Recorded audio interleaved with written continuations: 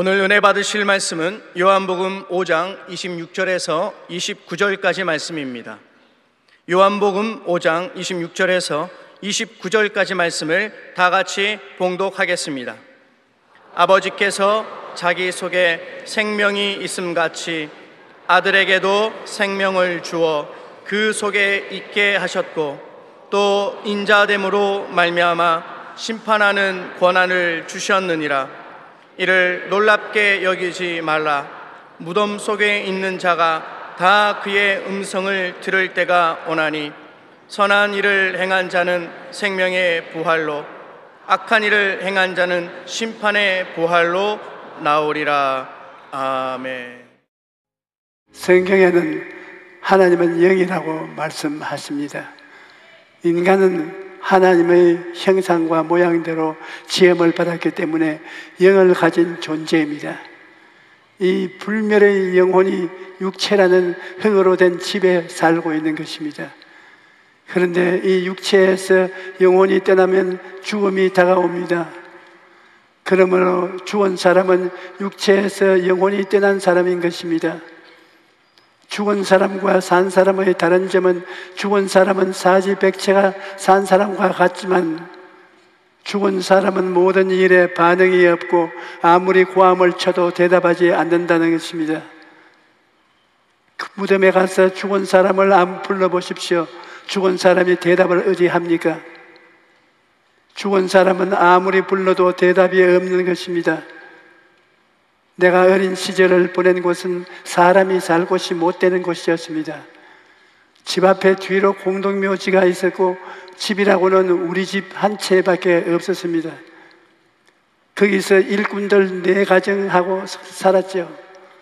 나는 친구가 없으니까 혼자 놀면서 공동묘지만 보는 것입니다. 그래서 나에게 고향하면 떠오르는 것은 낮이면 어와옹 어와옹 어와남차 어와옹 이제 가면 언제 오나 어와옹 어와옹 하며 곡하는 소리와 남편 잃은 여인들이 묘를 쥐어뜯으면서 우는 모습, 그리고 밤이면 여우들이 캥캥하면서 무덤가를 돌아다니며 흙을 파헤치는 소리뿐이었습니다.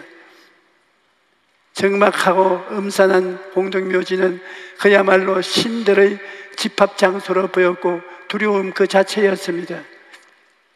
나는 무덤에 가서 태어나 그곳을 놀이터로 삼고 자랐기 때문에 어려서부터 다른 아이들 가지지 못하는 질문들을 품었습니다. 산다는 게 무엇인가? 죽는다는 건 또 무언가? 이런 질문들이 일생을 따라다녔죠. 그때 나는 비록 어린아이였지만 분명히 죽음이라는 불청객이 있다는 것을 알았습니다. 그래서 어린 나이에 내가 내렸던 결론은 인생은 사는 것보다 죽는 것이구나. 사람은 매일매일 사는 게 아니라 죽어가는 것이다. 그런 생각을 했습니다. 그리고 또 질문을 했던 것은 죽으면 다 끝나는 것인가? 죽은 다음에는 아무것도 없는 것인가? 그런 생각을 했던 기억이 납니다. 그런데 나중에 성경을 보니까 사람은 영적인 존재로 지음을 받았기 때문에 죽는다고 끝이 나는 것이 아니라는 것을 알았습니다. 죽는다는 것은 말은 없어진다는 말과 다릅니다. 이 세상에서는 아무것도 없어지지 않습니다. 종이를 불에 태우면 재로 남아있을 뿐 이 우주에서 아주 없어지는 것은 아닙니다. 사람도 마찬가지입니다. 사람이 죽으면 없어지는 것이 아닙니다. 죽으면 다른 사람과의 대화가 그칠 뿐 그 사람이 완전히 없어지는 것은 아닙니다. 조금 전까지 대화하던 사람이지만 일단 죽으면 대화할 수 없습니다.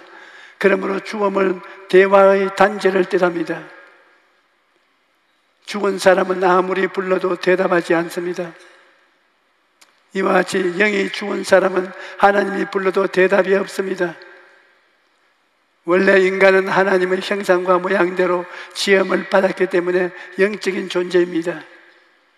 그런데 아담이 죄를 지음으로 말미암아 그 영이 죽은 것입니다. 그리고 아담의 후손으로 태어난 사람들도 모두가 다 영이 죽은 사람들입니다. 영이 죽은 사람도 하나님이 불러도 대답하지 않습니다. 영이 죽었기 때문이며 그들은 복음을 듣고도 반응하지 않습니다. 하나님의 말씀을 들어도 그 마음에 은혜가 되지 않고 성령의 감동하심에 대한 반응도 없고 십자가의 사랑을 깨닫지도 못하는 것입니다. 어디서 와서 무엇 때문에 살며 어디로 가는지 알지 못하고 길을 잃어버린 채 바람 부는 대로 물결 치는 대로 방황하는 것입니다. 당신은 무엇 때문에 살고 있습니까? 라고 물으면 그저 살지요 라고 대답합니다.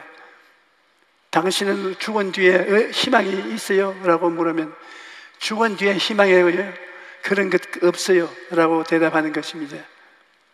비록 그들이 잘 먹고 잘 입고 좋은 집에서 잘 산다고 할지라도 그런 눈에는 보이는 환경은 잠깐 후면 다 사라지고 맙니다. 영이 떠나면 아무리 화려한 환경이나 생활도 그림의 떡에 불과한 것입니다. 전도서 5장 15절에 그가 모태에서 벌거벗고 나왔은즉 그가 나온 대로 돌아가고 수고하여 얻은 것은 아무것도 손에 가지고 가지 못하리라고 말합니다. 이 세상에서 아무리 많은 재산이 모아도 죽을 때는 하나도 가져갈 수 없습니다. 부귀, 명예, 권세 모든 것이 헛된 것입니다. 성경은 한번 죽는 것은 사람에게 정해진 것이요 그 후에는 심판이 있다고 말합니다. 그러므로 아담이 범죄한 후로 모든 인간은 하나님의 심판을 기다리고 있는 죄인인 것입니다. 그러나 하나님께서는 사람이 죽기를 원치 않으셨습니다. 그러므로 사람이 죽어서 하나님을 몰라봐도 영은 멸하지 않으시고 아담과 하와를 위해 가죽옷을 지어 입히셨던 것입니다. 하나님께서 에덴 동산에서 어린 양을 잡아 가죽을 벗겨 아담과 하와에게 옷을 만들어 입힌 것은 예수님의 죽으심과 속죄하심을 상징하는 것입니다. 장차 우리 죄를 씻기 위하여 하나님의 어린 양이신 예수님께서 피를 흘리시고 죽임당하실 것을 상징적으로 보여주신 것입니다. 히브리서 9장 12절에 그리스도께서는 염소와 송아지의 피로 하지 아니하고 오직 자기의 피로 영원한 속죄를 이루사 단번에 생수에 들어가셨느니라고 말씀합니다. 예수님께서는 십자가에 달려 죽으심으로 우리를 위한 영원한 속죄 제물이 되어 주셨습니다. 속죄제는 죄를 속하기 위해 드리는 제사인데 예수님께서 자신의 피로 하나님께 속죄제를 드리신 것입니다. 히브리서 9장 22절에 율법을 따라 거의 모든 물건이 피로 정결하게 되나니 피 흘림이 없은즉 사함이 없느니라고 말합니다. 여러분, 아무리 우리가 윤리와 도덕적인 행위를 가지고 산다고 할지라도 아무리 아름다운 종교와 의식을 행한다 할지라도 성경은 피 흘림이 없은즉 죄사함이 없다고 말합니다. 그런데 우리 스스로는 피를 흘리며 죽어버리고 말아요. 그러므로 죄 없으신 예수님께서 여러분과 나를 대신해서 피를 흘리 주신 것입니다. 그러므로 여러분, 예수님이 십자가에서 죽으신 것은 여러분과 나를 위한 것입니다. 그대로 내버려 두면 모두 다 죄값으로 영원한 지옥에 떨어질 수밖에 없는데 죄 없으신 예수님이 오셔서 죄 있는 여러분과 나를 대신해서 십자가에 달리신 것입니다. 예수님께서 십자가에서 당하신 고통이 얼마나 절박했던지 하나님이여 하나님이여 어찌하여 나를 버리시나이까 몸부림을 쳤습니다. 그리고 난 다음 예수님께서 다 이루었다라고 외치실 때 우리의 모든 죄를 주님께서 도말해버리고 말았던 것입니다. 그러므로 이제 예수님을 믿는 여러분은 더 이상 아담의 자손이 아닙니다. 성경은 말하기를 그런즉 누구든지 그리스도 안에 있으면 새로운 피조물이라 이전 것은 지나갔으니 보라 새 것이 되었도다. 라고 말합니다. 여러분은 예수 그리스도 안에 있기 때문에 이제 보통 사람이 아닙니다. 하나님의 자녀인 것입니다. 하나님은 이제 우리에게 무서운 심판자가 아니라 자비로운 아버지로서 우리와 함께 하시는 것입니다. 예수님께서 우리의 죄를 다 청산하셨기 때문에 하나님께서 더 이상 심판하실 필요가 없습니다. 하나님은 이제 재판석에서 내려오셔서 예수 믿는 사람들에게 무서운 재판장이 아니라 친아버지가 되시는 것입니다. 여러분, 예수님을 믿어 죄사함을 받고 하나님과 화목을 이루면 영혼이 잘 되었기 때문에 범사에도 잘 되고 강건하게 됩니다. 요한산서 1장 2절에 사랑하는 자여 내 영혼이 잘됨 같이 내가 범사에 잘되고 강건하기를 내가 간구하노라고 말합니다. 예수님을 믿고 우리 영혼이 잘되면 범사에 잘되고 강건한 삶을 살게 됩니다. 여러분 생각해 보십시오. 죽었던 영혼이 살아나고 변화되었는데 어떻게 육신의 변화가 따라오지 않겠습니까? 당연히 육체도 건강하고 환경도 바뀌는 것입니다. 집 주인이 바뀌면 집도 바뀝니다. 주인이 술주정뱅이면 집의 스카레까지 내려앉지만 그 집에 착실하고 근면한 사람이 주인으로 들어오면 그 집이 발진하고 용기가 나고 생명이 넘치게 되는 것입니다.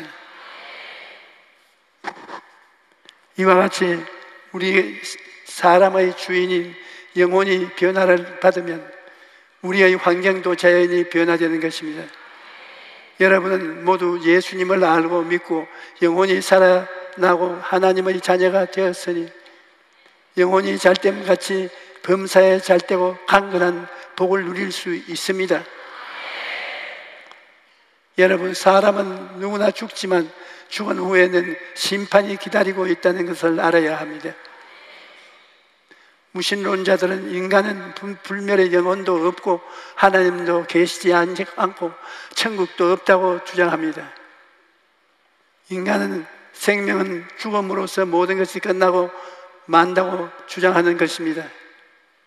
또 불가지론자들은 영혼은 불멸도 신도 천국도 지옥도 인간의 힘으로는 알 수 없다고 말합니다.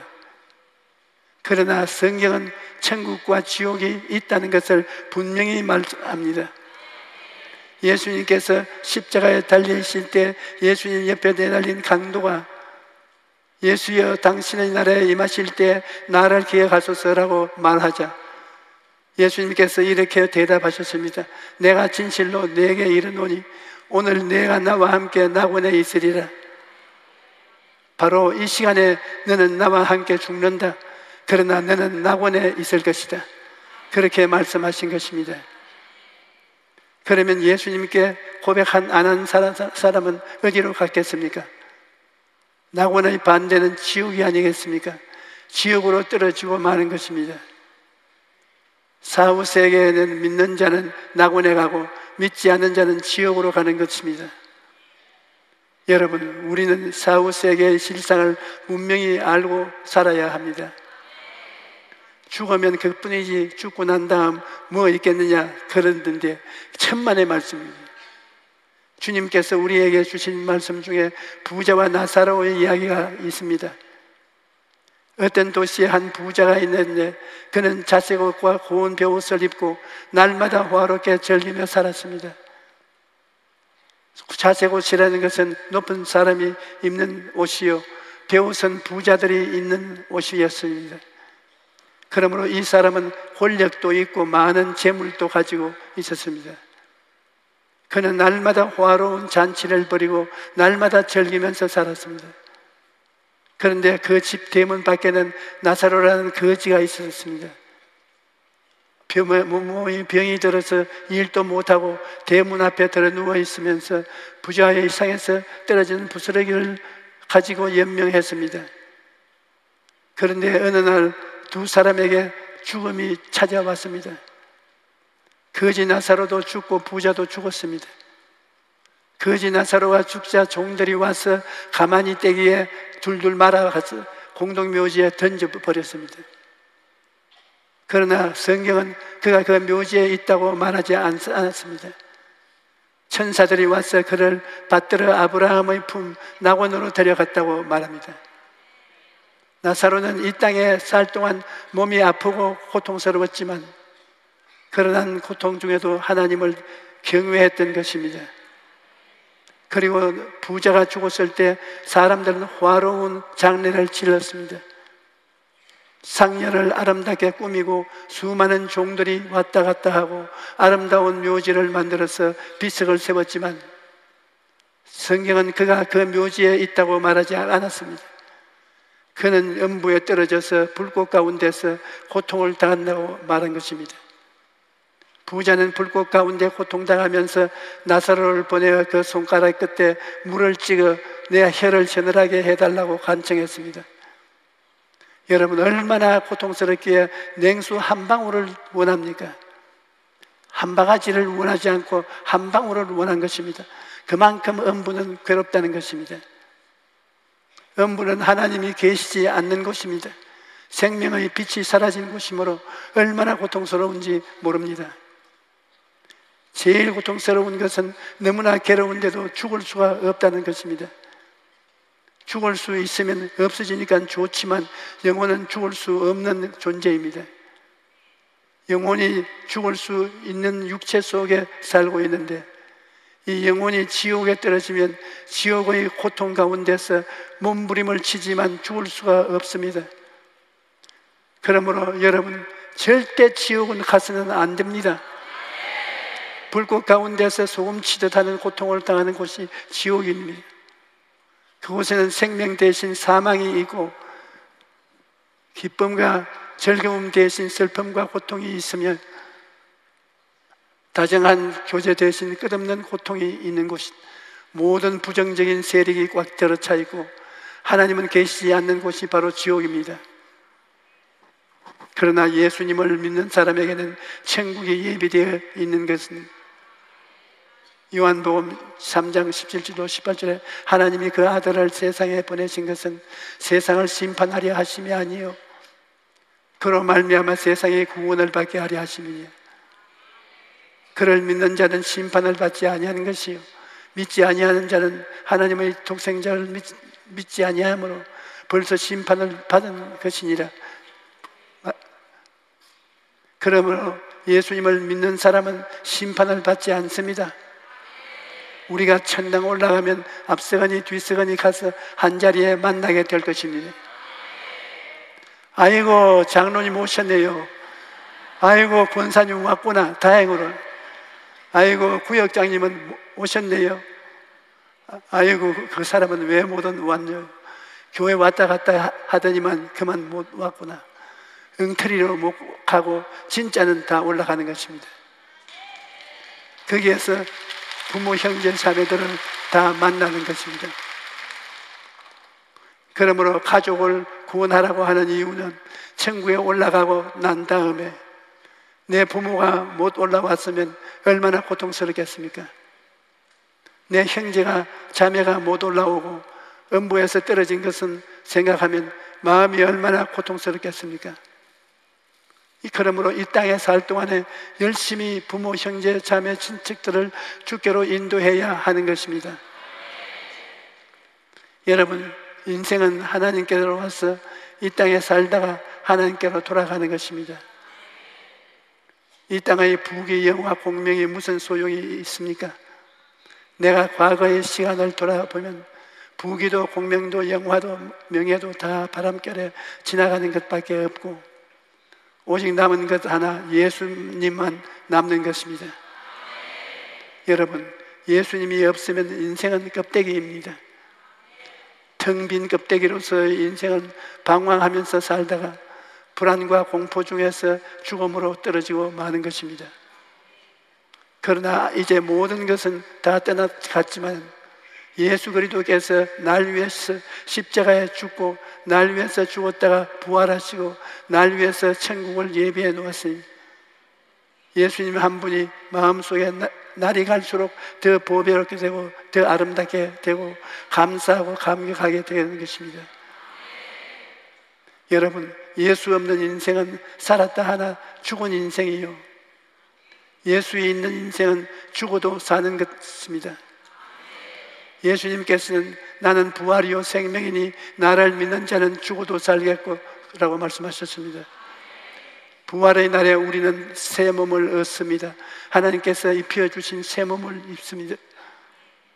그때 새 하늘과 새 땅을, 새 예루살렘으로 들어가게 되는 것입니다. 그러나 하나님이 부르실 때 귀를 막고 하나님께 나오지 않으면 심판을 면할 도리가 없습니다. 사느냐 죽느냐, 구원이냐 심판이냐, 천국이냐 지옥이냐가 여러분의 선택에 달려있는 것입니다.